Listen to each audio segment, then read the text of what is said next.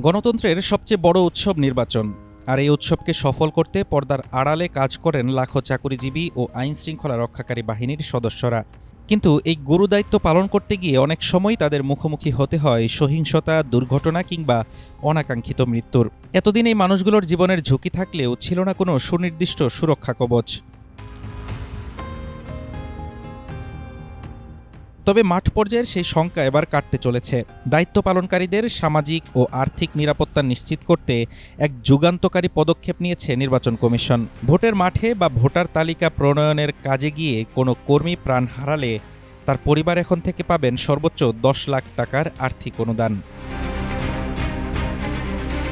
ইসির চূড়ান্ত নীতিমালা অনুযায়ী সন্ত্রাসী হামলা বা দুর্ঘটনায় কেউ মারা গেলে পরিবার পাবে ১০ লাখ টাকা। আর যদি কেউ দায়িত্বরত অবস্থায় আকস্মিক অসুস্থ হয়ে মারা যান, তবে তার পরিবার পাবে ৬ লাখ টাকা।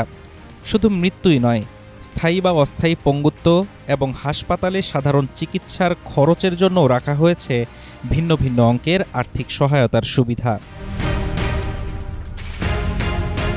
তবে এই অনুদান পেতে হলে ভুক্তভোগী পরিবারকে একটি নির্দিষ্ট আইনি প্রক্রিয়ায় আবেদন করতে হবে, যা পরবর্তীতে বাছাই কমিটির মাধ্যমে যাচাই করে সরাসরি ক্ষতিগ্রস্তদের হাতে তুলে দেওয়া হবে।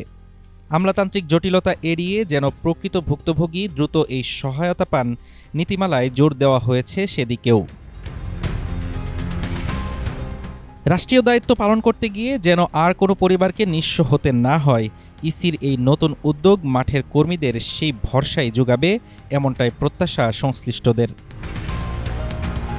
হাফিজুর রহমান তুষার, ঢাকা টুডে।